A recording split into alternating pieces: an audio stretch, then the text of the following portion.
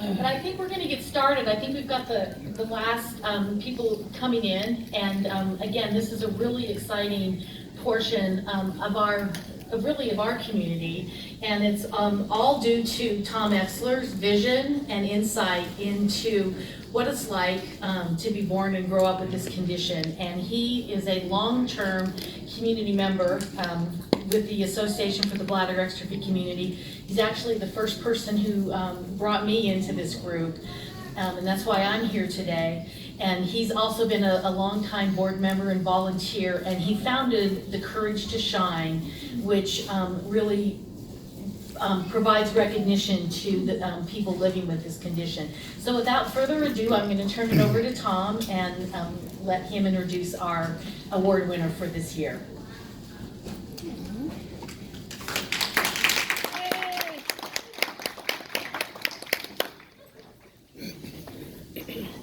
So how's everyone doing? Did they have a good lunch? Yeah. Yes, thank you. Okay.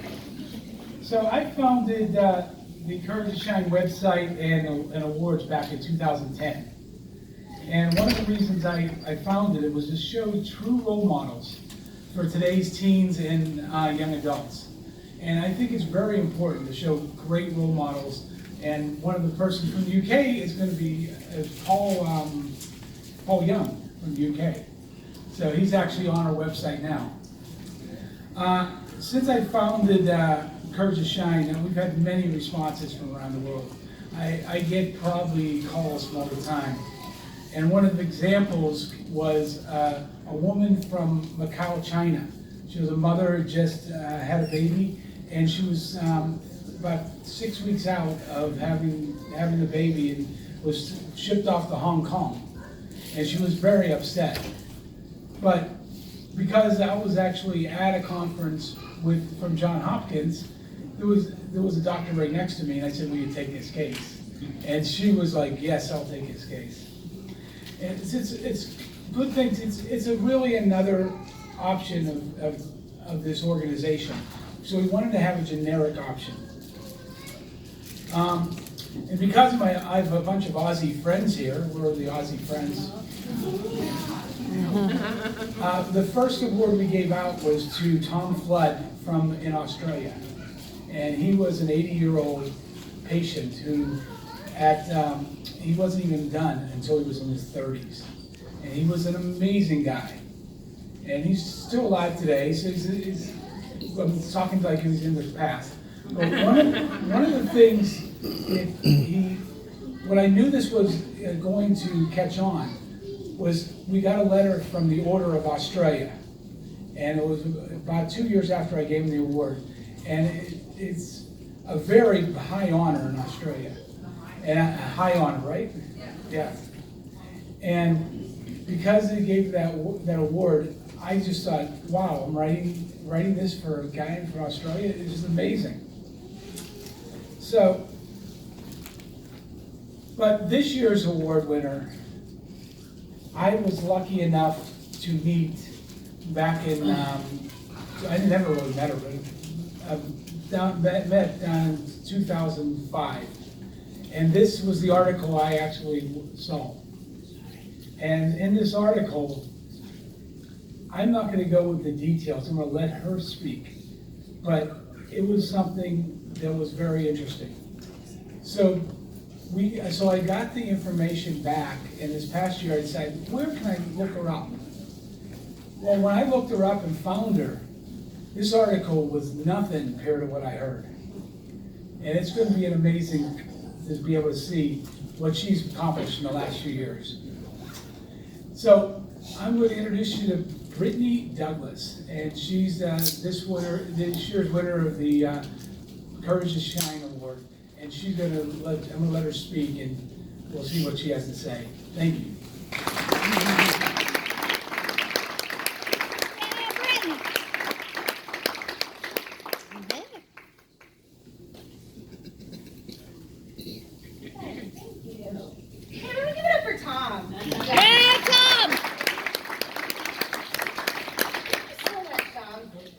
Tom's the reason why I'm here. He's the one that looped me in.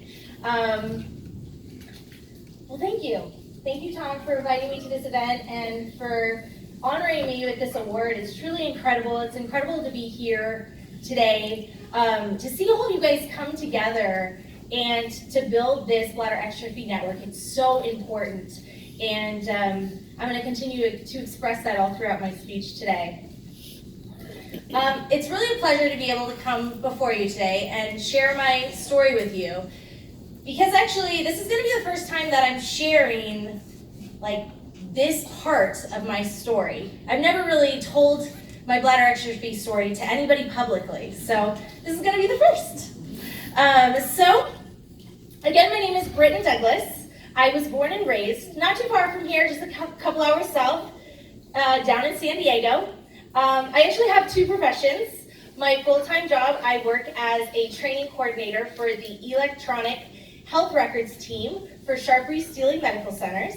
And then on the weekends, I'm a professional performer and DJ for SeaWorld San Diego. Yep, that's me, DJ Cotton Candy. As well as DJ Briten Kitten at the San Diego Zoo. I graduated from the University of California, Santa Barbara with a bachelor's in sociology. And I'm engaged to my best friend, Chris, who I've actually been dating for 17 years. Chris, you want to give everybody a wave? And we actually just got our first home together this past November, so that's really exciting. And he's actually sitting over by my wonderful parents, John and Corinna Douglas. Thank you so much. They came all the way up here from San Diego to see me speak today. But actually, some of the most important things that you guys need to remember about me today is that I absolutely love glitter, cats, and Taylor Swift. I know, I'm a loudspeaker, sorry about that. All right, so I'm here to share with all of you guys my story. So it's at this time that I warn you guys to buckle up your seatbelts because my life story has been one heck of a roller coaster ride. So, I was born on October 27th in 1986, and there wasn't anything special to be expected about my birth, other than I was going to be the second daughter to my parents. My initial due date was around Thanksgiving, November 23rd, and I did arrive a little over 3 weeks early, but that wasn't anything too surprising for my parents, considering that my sister had arrived 7.5 weeks premature. My mom had taken all the appropriate prenatal care for both pregnancies, and never had to have an ultrasound for any reason. I was born at 3:30 in the morning, and I was announced that I was a baby girl. However, the doctor and nurses noticed that there was something wrong with me. There was tissue that was outside of my abdomen, and my legs dangled loosely on either side. Both my mother and father were in complete shock to hear what was coming next. The doctor that delivered me, along with the nurses, were very concerned with the appearance of my abnormal birth defect. They weren't sure what was wrong with me, and so they called a pediatric doctor to come quickly to attend to me. I was rushed away and placed in a sterile isolate. And I brought with you a picture. That's my dad and my older sister looking down at me in the isolate. The medical staff covered up that tissue on my stomach with a wet piece of gauze to keep it moist. The pediatric doctor was not able to tell my parents what was wrong with me because he didn't know either. He ordered a neonatal transport ambulance to deliver me to San Diego Children's Hospital immediately. Because I was delivered so quickly, my mom was actually still in her street clothes, so her and my dad hopped in the car and followed the ambulance to San Diego Children's Hospital, where they were hoping to find out what was wrong with me and hopefully find out that I was going to be okay. Upon arrival at Children's, I was placed in the neonatal ICU. The news that was coming next for my parents is news that parents would never ever want to hear, but also news that I know many of you out here can relate to. A team of doctors, which included urologists and orthopedic surgeons, told my parents that I had something very rare called bladder exstrophy, and that I had to have emergency surgery right away. They explained to my parents that between the 4th and 6th week of my development, my abdomen had closed with my bladder tissue outside of the body. My legs were spread open like a frog because I didn't have a pelvis, a pubic bone, or stomach muscles, and my spine was malformed and I had Spina Bifida. The doctors were not sure of the complexity of my birth defect and told my parents that I may not survive the surgery and that if I did, I most likely would not ever be able to walk and that I would definitely be living a compromised life. Now, this is just the beginning of my life and the story that I'm going to share with you guys today. At 4 hours old, the surgery took 10 and a half hours. When it was done, my tiny little body was in a traction apparatus in an enclosed isolate with surgical tape rolls that were actually used as weights to manage the height of the pulleys. So here's a picture of what that looked like. And there's my mother there kissing my hands. The doctors performed an iliac osteotomy, taking muscle tissue from my left leg and cutting my butt bones in half to form a pelvis. They made me a bladder using the neobladder tissue and implanted my ureters into my kidney and my bladder. Now, back in 1986, there was little information regarding bladder exstrophy. There was no Google, no search engine, nothing that could give my parents an idea of what this would all mean for them or for me. My parents had found a very small paragraph in a medical book, and it didn't explain much of anything to them. After 3 weeks in the neonatal ICU, I was placed in a spica cast. Here are 2 pictures of what that looked like. And then this is my sister, being such an amazing sister, already taking on her big sister role, taking really good care of me. As you can see, my legs were molded into a certain position and the body cast covered me from my ankles all the way up to my chest and my back. A tube was placed in my bladder that exited my stomach in the approximation of where a belly button would be, and a bladder bag hung on the side to capture my urine. The cast left a very narrow crack at my bottom so that my parents could clean me with those really long hospital Q-tip swabs. And now every time my parents share that story with me, they let me know how very challenging it was. So I was supposed to be in that cast for 6 weeks. However, given the typical growth of a newborn, it was just not possible. And after 2 weeks, I had spiked a 106 fever and was rushed to the ER. I had developed a kidney infection, and so the spica cast had to be removed. I was hospitalized for pyelonephritis. For each month after that, I was hospitalized for more kidney infections. And finally, at 6 months, the doctors decided to reimplant my ureters. The constant pyelonephritis each month was endangering the health of my kidneys. Then, at 9 months old, I completely stopped breathing, became limp, and passed out in my mother's lap. I had suffered a febrile seizure because my temperature had rapidly spiked due to another kidney infection. My parents had to quickly call the paramedics, and they raced me off yet again to San Diego Children's Hospital. At 1 year old, I was placed in a gait study to evaluate the orthopedic development of my ability to walk. And the surgical reconstruction that was done on me had appeared to be successful because I was walking. However, my life still required frequent hospitalizations, tests, and endless doctor appointments. I had become very familiar with living my life in a hospital setting with everyone examining my anatomy. My mother had to learn how to catheterize me in order to empty my bladder, which would then hopefully help to minimize those UTIs. And then I would eventually learn how to cath myself. At age 4, the doctor scheduled further reconstructive surgery for me to form a bladder neck as well as enlarge my bladder. Now, by now, I was very used to going to the hospital and considered it my second home. So getting prepared for another major surgery really didn't scare me. I had my pre-op blood drawn on a Friday, and my surgery was scheduled for 7 a.m. the following Monday morning. I had even attended a birthday party on Saturday and was having a lot of fun, no concerns there. So as far as everybody knew, at the time I was healthy and prepared to undergo that surgery. However, that night, I suddenly woke up in excruciating pain at 2 a.m. Sunday morning. I crawled up onto my parents' bed, and I told them that there was a knife in my stomach and I needed them to take me to the doctors to get it taken out. My parents being super familiar with my current health issues, they placed me on the toilet, they took my temperature, they called the pediatrician, and my pediatrician, Dr. Littman at the time, was on call at Palomar Hospital, and he advised my parents to bring me over immediately. He evaluated my symptoms, and he had my blood drawn. He told my parents that he was going to go down to the lab to speed things along. Well, when he returned, he told my parents that they must take me to Children's Hospital right away. He had already arranged the hematology doctors to see me there.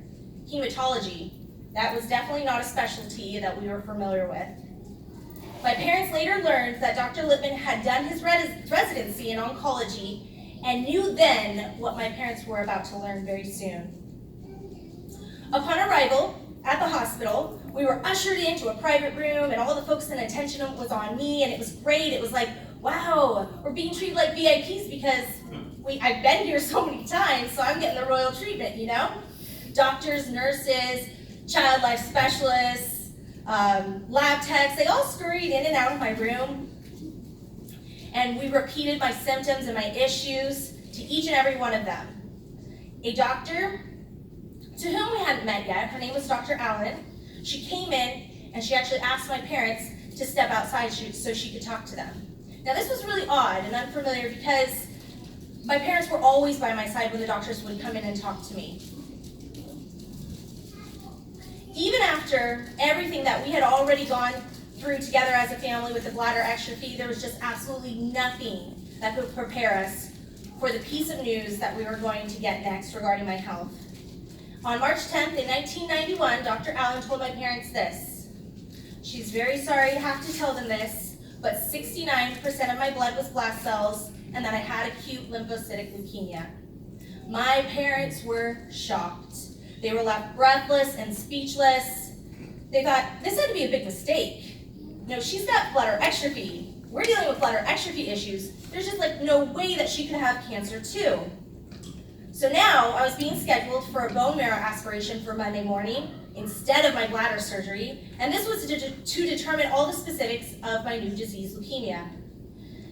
Now there would be a new meeting that included oncologists and my parents to discuss what could be done to treat the leukemia. My bladder exstrophy would now no longer be the primary focus of my health care. Instead, I now needed to fight cancer. One of my parents' best friends was the first to donate her blood to me so I could get her platelets. My mom's brother, Uncle Craig, came down to help my parents understand all of this new information about leukemia and to help sort out the details and make some really serious decisions about a treatment plan for me. My parents were now in a position to make some really difficult decisions. They were presented with two protocols, a standard protocol and a study protocol. Now the standard protocol had a very limited success rate, and the study protocol, well, it's a study protocol, so you're gambling with those odds there as well. The study protocol was with a pediatric oncology group that was pioneering advancements in treating leukemia. Now this would be a huge leap of faith, as they didn't have any stats on long-term remissions. Either protocol was a major risk with no guarantee of survival. My parents chose the study protocol and were given a protocol book and committed to following it to the letter. The phase 1 was the intensive phase, which was the first 30 days of chemo in isolation in the hospital. Then the second phase required every other week inpatient, and the weeks that I weren't inpatient, I was outpatient and still had to come back to the clinic to receive chemo and my other treatment. This protocol lasted for 3 long and grueling years. I had a Hickman tube that was placed in my chest that would allow for all the drugs and chemo to go straight to my heart. And actually, I brought along some photos to demonstrate that as well. And here is a picture that shows, I have a couple of photos that are going to show what my life was like at this time, because I wasn't really allowed to go outside or play with other children. So they had this red tricycle that allowed for my IV equipment, my chemo equipment, to attach onto it, and then I could just, wheel around the hospital halls. This next one is I was given a baby doll that had cancer too, and she actually had a Hickman as well. So this is me learning how to treat my baby doll that also had cancer with a Hickman. And then this next photo here shows my sister being yet again an amazing, awesome older sister and taking care of the Hickman here for me. I had to have oral chemo around the clock, spinal taps, constant blood draws, blood tests, and leg shots. I did lose my hair. And so this is me actually sporting the wig that my parents got for me. And then again on that red tricycle, that was my favorite. I had to stay out of the sun. I couldn't live life as a normal 4-, 5-, or 6-year-old could. While having cancer, I couldn't go outside, I couldn't go swimming, I couldn't play like other kids could. And I couldn't be around animals like others could because I didn't have an immune system. And so I could easily get even sicker than I was and then possibly not recover. After those 3 really tough years, I made it into remission though. Remember I told you guys in the very beginning I was a major cat lover? Well, I had always wanted a kitten, and my parents would tell me once I was all better I could actually get a kitten. And the best surprise of my life was on the car ride home after I was being told that I was in remission. They pulled off into an animal shelter, and I got to take home my very first kitten, and I named her Remy, short for remission. Yeah, so I got the cat, and then I got to drive her home. After completing the entire treatment plan by age 7, I needed to wait another year for my body to be clean from all the chemo before we could proceed again with the bladder reconstructive surgery. I still needed that bladder augmentation because my neo-bladder that the doctors had made for me originally didn't grow with me. So I was still living with a baby-sized bladder, and I still needed a bladder neck for continency and intermittent catheterization. In the meantime, me and my family, we never wasted a minute. I was able to be in dance class and gymnastics with my sister, and I was finally healthy enough to go on my Make-A-Wish trip, which I got to go on a cruise from Walt Disney World to the Bahamas. And then at age 9, my surgery was set, guess what? On the exact same date as I was diagnosed with leukemia, March 10th, but this time it's in 1996. My parents struggled with that cursed date and tried to convince my urologist, Dr. Packer, to schedule it on another date, but he could not. A whole team of doctors had to be coordinated for this surgery, and Dr. Packer was soon moving back east, so it really needed to go on this date. Dr. Packer was confident in my state of health and felt that my recovery would go reasonably well. All right, everyone, are you guys still wearing your seatbelts? Because get prepared, the next 9 months was an extremely bumpy ride. The next few pictures do really expose me, but it gives you a good idea of the experience of what I went through of going to hell and back. I'm not going to keep him up here for very long due to how much it exposes me, but it just kind of gives you a preview to see where I've been. I think these pictures kind of speak for themselves. But I do have to say, Dad, in this one, you look really good. So, the fight for my life continues. After the surgery, I suffered from a lot of complications. Peritonitis, appendicitis, pancreatitis, more pyelonephritis, bowel obstructions, kidney failure. Yeah, it's a long list, and I'm sure I didn't name everything. I was bedridden because I was too weak and frail to get out of bed. I lost a bunch of weight. This is kind of showing that. I was in constant pain for 9.5 months. My sister, this is a picture of my sister helping me to relearn how to walk because I was bedridden for so long. My body couldn't hold me up. So I was in excruciating pain for this whole entire 9.5 months. The pain medication could no longer even touch my pain. My body did become addicted to those pain meds. I even suffered from something called the conversion reaction, where I couldn't see for a period of time because my body began shutting down. On October 27th of 1996, I celebrated my 10th birthday in the hospital, violently throwing up and in excruciating pain. The chief of surgery then removed a portion of my intestines that were obstructed at the time. Then in November, I was sent home with a nasal gastric feeding tube, an IV, and a PICC line because at this time, there was nothing else that they could do. I was so miserable that I was begging for my mom that if she loved me, that she would get a gun and shoot me. It was devastating to hear my mom and dad, or it was devastating to my mom and dad because there wasn't anything else that they could do to help me. It was a painful realization that I was going home to die. It was frustrating dealing with all the medical devices at home. My NG tube kept getting clogged. Then my mom would have to feed the tiny little wire that comes packed with it. She would shove it down to unclog the boost food that would get stuck in there because I didn't want to have to make another trip to go back to the hospital to have it taken out to be put back in. One day I was just so over it all that I pulled out my NG tube and I pulled out my IV.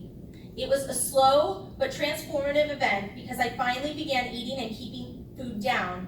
I started to rehabilitate with physical therapy, exercising in a pool, and by Christmas, we celebrated a joyous recovery from a very lengthy hospital stay. However, the pain in my kidneys never seemed to end. Between middle school and high school, I kept myself busy with dancing, and I got into musical theater, and I even became Miss Preteen of Escondido 2000. Oh. There we go. Now, isn't this such a contrasting photo than just a few years prior to that, what I looked like? By the time I began high school, I was stricken with severe paralyzing kidney pain and was hospitalized for several weeks during my freshman year. There wasn't any treatment that could resolve this pain at this time. Even though I struggled with UTIs and kidney pain, I lived it up in high school as much as I possibly could. I was a 4-sport athlete. I played tennis, water polo. I was on the swim team. And then I was the JV cheer team captain my sophomore year, and then my senior year, I was the varsity cheerleading captain. I was in AP and honors classes, and in ASB, I was the pep rally commissioner and the head of my junior prom committee. When I graduated from high school, I believe that it was probably one of the most proudest moments for me and my family, because that was the day that we thought that I would never ever see. But I made it. I was able to see my urologist at Children's up until I went to college. And that was the scary part, going away to college, because I chose to go pretty far away. Well, within the state at least, but I chose to go to the University of California, Santa Barbara. So then I had to establish care at UCSD, but during my sophomore year of college, I had another complete bowel obstruction. Now, since I was up at UCSB, it was 4 hours north from all the medical facilities that knew me and my situation. The small hospital up in Goleta was not equipped with what they needed to perform my surgery with my complicated anatomy. The decision was made to bring me down to UCSD and for the immediate bowel obstruction surgery. My mom raced up to Santa Barbara to pick me up. She knew that there was a chance that I wouldn't make it back to San Diego alive, but at least she would have been in the car with me. The surgery was a success, and the surgeon explained to my parents that it had looked that someone had spilled a whole bottle of Instaglue inside of my intestines. That's how bad the scar tissue was. On my 21st birthday, I had another complete bowel obstruction, which ended in another surgery. What a surprise, right? So I didn't get to party like others got to, celebrating turning 21, but my birthday was unique and special in its own way. My fiance, who was my boyfriend at the time, and my sister, they brought in shots of water that were colored with food dye to make it look like fancy celebratory 21st birthday shots. That's just how my family rolls. They never miss a chance to celebrate, no matter where we are and what we're doing. So, shots of water is what we cheered with. During this time, my kidney pain was more than I could take. A friend of ours referred us to a pediatric urologist up at Stanford named Dr. Kennedy. He was specializing in bladder exstrophy up at Lucile Packard Children's Hospital. Dr. Kennedy agreed to take me on, and he began his gamut of tests. A stent was placed in my left ureter, and I had a drainage bag that I had to carry around with me during my last 2 semesters of college.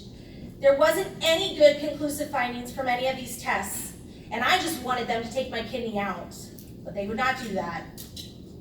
Dr. Kennedy agreed to perform an exploratory surgery to see if he could find anything, because I was in so much pain all the time. What he did discover was a duplex ureter that was hidden and coiled up underneath my ovary area and had been the source of my pain all of these years. It was having reflux in that ureter. After that surgery, I began my road to recovery without kidney pain. Now, while this was all happening during my college years, I did continue my life doing the best that I could. I was on the college cheerleading squad. I was in a sorority. I was in Kappa Alpha Theta. And dealing with all of this was definitely very challenging and difficult, as I tried to attend as much class as I could to keep up with my peers. But when I had reached my 4th year of college, I had missed so much class, and I wasn't aware of it because I was so sick, that I had to get the dean to agree to allow me to take twice as many classes as the regular student had to for at least 2 more semesters. And those 2 semesters were the same 2 semesters that I was troubleshooting my kidney pain with that bladder bag on my side. But I was determined to walk on time. It was a really, really big deal to me. I had to get that dean to approve, and he did. It took a lot of convincing, but he did once he heard my story. I did it. By the summer of 2009, I was able to walk with my college graduating class at UCSB. After this hurdle, it wasn't exactly smooth sailing for me. I had to get off of all the pain medication that I was on at this time, and that was tough. After a few years of trying to get off of them myself, my family had done some research on a place in San Diego that could help me. So on my 25th birthday, I was admitted into a rehab facility that promised me that they could successfully get me off of all the pain meds that I was addicted to. And those pain meds were fierce.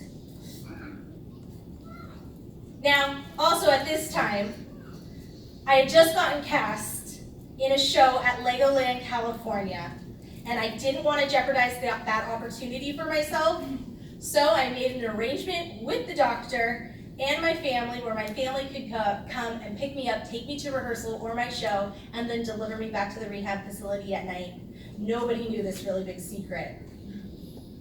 30 days later, I was living my best life, starting my performance career at Legoland. That led me to then be working at SeaWorld San Diego, that then eventually led to me working at the San Diego Zoo as well. So this is me in my Legoland show, and then me when I started DJing at SeaWorld San Diego. However, the struggle never stops. My body has a way of keeping me on my toes. When making plans for my big 3-0 birthday, my family conspired to take me to Vegas so I could finally celebrate the way that I had wished that I could for my 21st. But right before my 30th birthday, I had another complete bowel obstruction. I ate Brussels sprouts, and that was the cause of that one. But this time I got to the hospital soon enough where they were able to decompress me with an NG tube and put me on bed rest for about a week. I was determined to get out of the hospital before I turned 30. And I did. We made it to Vegas and we got to celebrate in style. I'm now 32 years old and I still have to be careful with my health. Issues of UTIs, bowel obstructions are always hovering at the forefront of my mind. I make sure to listen to my body for any signs of emergent issues. But each day that I wake up, I cherish it because I know how valuable it is to be alive and well. Everyone has something that they all have to deal with. And well, bladder exstrophy and cancer was mine. Ever since I was little, I actually felt that I was blessed to have these issues. Even when I could be so angry because I wasn't normal like the other kids, I did feel that because of everything I have endured, I am blessed to value every day that I am given, and that mindset started at such an early age, and for that, I'm really appreciative for the cards that I was dealt. A lot of people don't cherish life like this until it's too late. And everything that I've been through and overcame, it just made me stronger and more determined to enjoy life like nobody else. People who meet me and learn about me and what I'm involved with often ask me, why are you so busy all the time doing all the things that you do? My response is, well, why not? We're not guaranteed tomorrow, and we need to make the most of today. I like to spend my extra time volunteering and giving back to my community and the organizations that helped me and my family during our really tough times. I had grown up attending a camp for children with cancer called Camp Reach for the Sky, and when I was 15, I could not wait to start giving back and volunteering for them. I soon became the program director for that day camp, and for the past 3 years, I've been the volunteer program director for their resident oncology camp. Actually, I'm heading up to this camp tomorrow as soon as this conference is over. And this is me actually being the program director last year. I'm dressed up as one of the camp songs. It's about a chartreuse buzzard. We like to get all dressed up and wacky at this camp. Whenever there is a chance to help and give back, I am there. And I hope that by me being here today and sharing my story with all of you can help give you guys strength in your time of adversity. Well, I'm wrapping it up here, and I would like to give a major shout out and thank you to my parents who came all the way up here from San Diego to watch me speak. I want to thank you so much for being the strongest and most wonderful parents I could ever ask for. They've been my angels for 32 years, and I am who I am today because of them. And I want to thank my sister. She's not here today, but she was very instrumental in taking care of me as well, as you can see from all those photos. And thank you to my fiance for your ongoing support and love. It is because of my really strong support system that I have the courage to shine like this.